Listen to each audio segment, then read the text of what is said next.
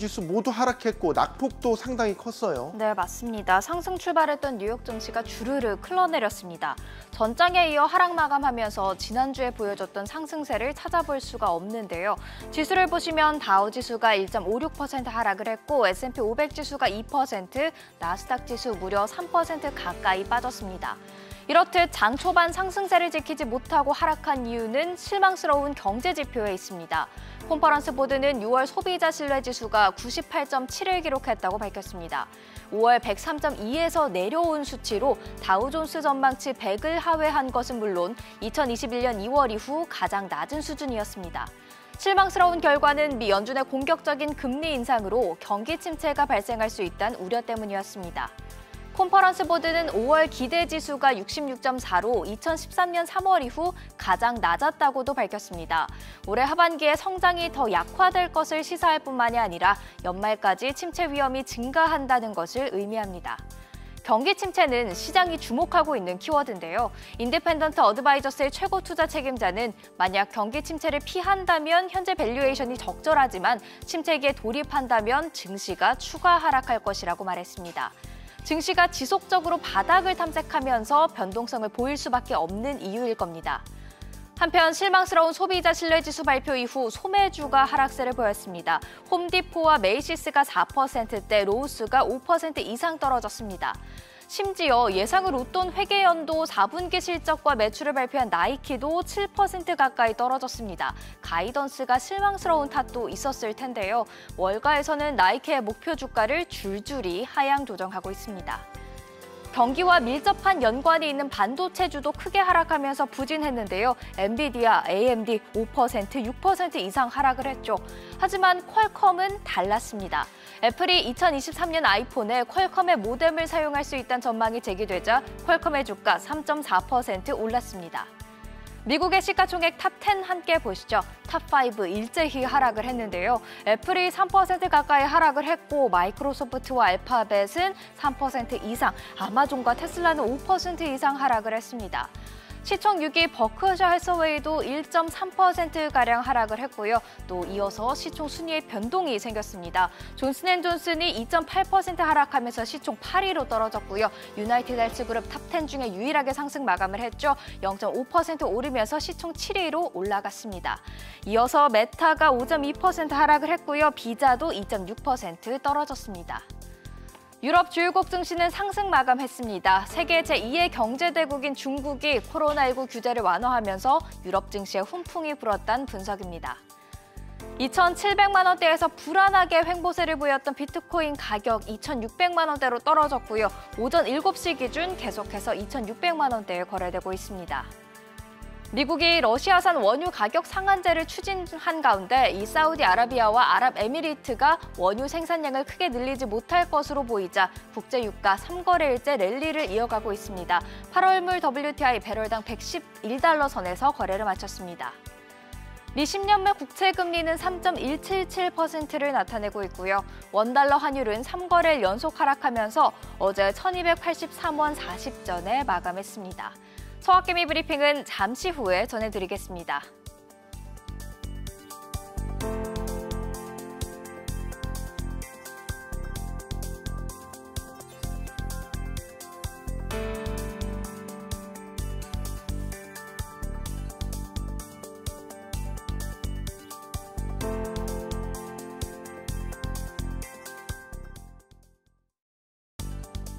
서학개미가 선택한 종목을 알아보는 시간 서학개미 브리핑입니다.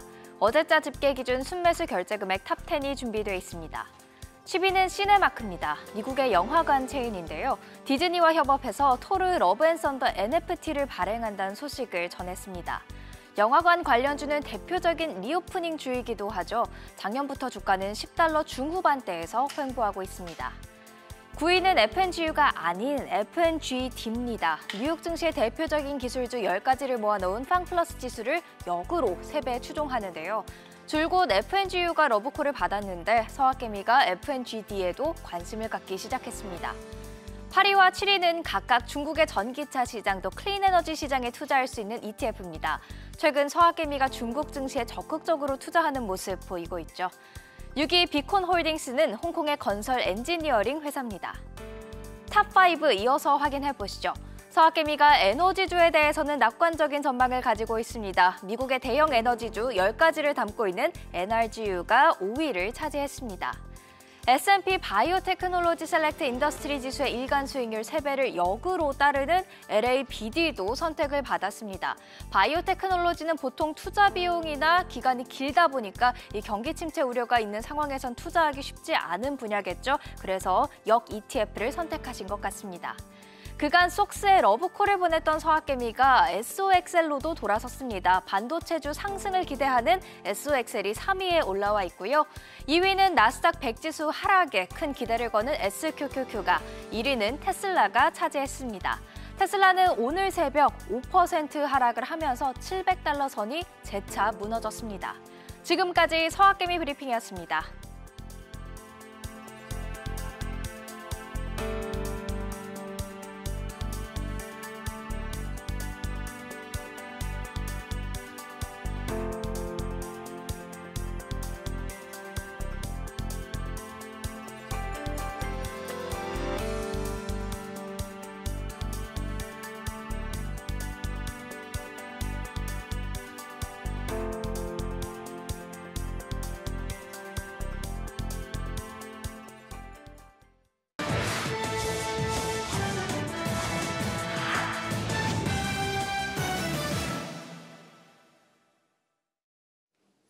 글로벌 비즈입니다.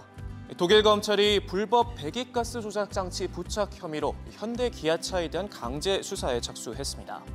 로이터 통신에 따르면 독일 프랑크푸르트 검찰은 현지 시간 28일 유럽사법협력기구와 공조해 현대기아차의 독일 룩셈부르크 현지 사무소 8곳을 압수수색했습니다. 검찰 측은 현대기아차가 지난 2020년까지 불법 장치를 부착한 디젤차 21만 대 이상을 판매했다고 밝혔는데요. 문제가 된 장치 때문에 차량 배기가스 정화 장치가 수시로 꺼지거나 제대로 작동하지 않아 기준치 이상의 산화질소가 배출됐고, 이 같은 사실이 고객들에게 제대로 알려지지 않았다고 설명했습니다. 그러면서 이 장치는 보르크바르너 그룹 산하 보쉬와 델피 등 부품 회사에서 생산된 것으로 추정된다고 덧붙였습니다. 현대기아차는 독일 당국의 조사에 성실히 임하겠다고 밝혔습니다. 애플이 내년에 선보일 신형 아이폰에도 미국 반도체 기업 퀄컴의 모뎀을 사용할 것이란 전망이 나왔습니다. 애플 소식에 정통한 권밍치 TF 인터내셔널 애널리스트는 애플이 아이폰에 쓸 자체 5G 모뎀 칩 개발에 실패했을 가능성이 있다고 진단했는데요. 그러면서 퀄컴이 내년 하반기 나올 새 아이폰에 부품을 독점으로 공급할 것이라고 말했습니다. 당초 납품 비중을 20% 정도로 봤는데 애플이 개발에 어려움을 겪고 있다는 소식에 100%, 그러니까 독점 공급까지 가능할 것이란 전망을 내놓은 것입니다. 애플은 지금까지 아이폰 13을 비롯한 스마트폰에 퀄컴의 모뎀 칩을 사용해 왔는데요. 3년 전 인텔의 관련 사업부를 인수해 자체 개발에 박차를 가하고 있지만 최근 불거진 공급망 문제와 인력 유출 등으로 속도를 내고 있지 못한 것으로 풀이됩니다. 권밍치 애널리스트는 그럼에도 애플이 계속해서 자체 칩 개발에 나설 것으로 내다봤는데요. 시장의 기대처럼 직접 만든 칩을 탑재한 아이폰이 공개될 수 있을지 관심이 모아집니다. 독일 폭스바겐이 미국 전기차 충전 사업 지분 일부를 매각한다는 보도가 나왔습니다.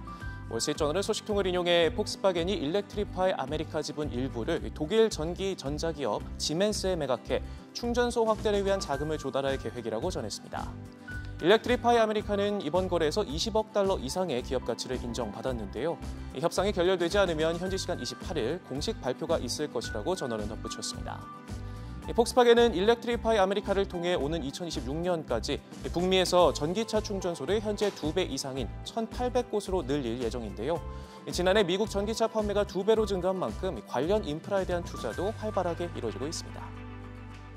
숙박 공유업체 에어비앤비가 전 세계 모든 숙소에서 파티를 금지하기로 했습니다. CNBC에 따르면 에어비앤비는 주변에 지장을 주는 파티나 행사를 영구적으로 금지한다고 발표했는데요. 이를 위반한 이용자는 계정 일시 정지부터 퇴출까지 제재를 받게 됩니다.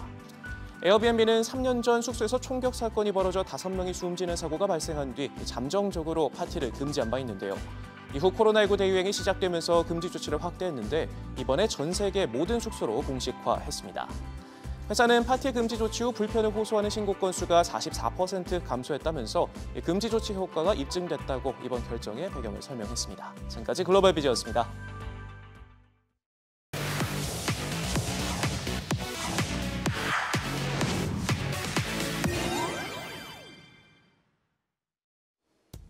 글로벌 비즈니스 리더들의 전략을 직접 들어보는 모닝 인사이트입니다. 미국이 가파른 금리 인상의 여파로 곧 경기 침체에 빠질 것이란 관측을 놓고 연준과 시장이 뚜렷한 시각차를 보이고 있습니다. 앞서 장가희 앵커의 뉴스픽에서 전해드린 대로 연준의 3인자로 알려진 존 윌리엄스 뉴욕 연은 총재는 경기 침체가 일어날 가능성이 낮다고 주장했는데요. 반면 월가의 대표적인 강세론자죠. 제레미 시글 와튼스쿨 교수는 미국이 이미 약한 경기 침체를 겪고 있다고 진단했습니다. 올해 상반기 국내 총생산, 즉 GDP 성장률이 마이너스를 기록할 것으로 예상되기 때문이라고 설명했는데요. 시걸 교수는 이와 같은 경기 둔화가 3분기까지 이어질 것으로 내다봤습니다. I think we're actually in a mild recession because I think we're having negative GDP growth in this first half. And, you know, actually recession is defined as two consecutive negative growths, but the average is going to be negative. We're really in a slowdown. And certainly the Fed has to raise rates. But when the data I'm looking at shows that slowdown is going to continue into the third quarter. 한편 크리스틴 라가르드 유럽 중앙은행 총재는 유로존의 경기 침체 가능성에 대해 아직 크게 우려할 상황은 아니라고 밝혔죠. 물가 급등세가 이어지면 금리 인상 속도를 높일 준비가 돼 있다고도 말했는데요. 유니크레디트의 글로벌 수석 이코노미스트는 유럽 중앙은행의 가장 큰 문제점은 인플레이션에 적극적으로 대응하겠다고 말해놓고 아무것도 하지 않았다는 것이라고 비판했습니다. 경기 침체가 발생하면 그 약속을 지키기 더욱 어려워질 것이라면서 이는 미국 연준도 마찬가지일 것이라고 경고했는데요. 그러면서 연준이 내년 말쯤 금리를 다시 인하할 가능성이 매우 높다고 진단했습니다. I think there's a very high chance that the Fed end up cutting rates sort of towards the end of next year or something. And this is the recession story again. The problem they are facing that they haven't done anything, but they said they would, into a very uncertain world. So yes, I think the market got this, but I think the market got it wrong because with recession very likely coming along with zero growth or even negative, they can't implement what they're saying. They'll do the next one or maybe one more hike, but then it's going to be very difficult for them, both in the US a little bit later and in Europe. 밤사이 기술주 중심의 나스닥 지수는 3% 가까이 급락했죠. 미국 10년물 국채금리는 장중 3.2%까지 올랐는데요. 웨드부시 증권의 주식거래 책임자는 지난 2주와 반대로 국채금리에 대한 상승 압력이 커졌다고 진단했습니다.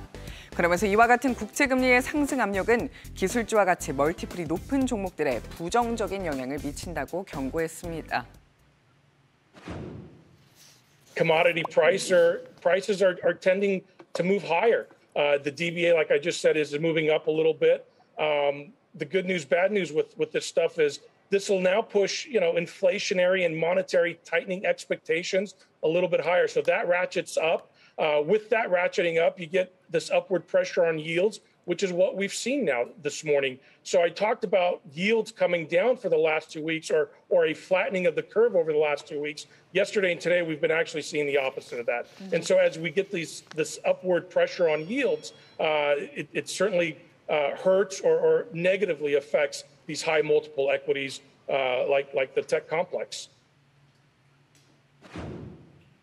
지금까지 모닝 인사이트였습니다.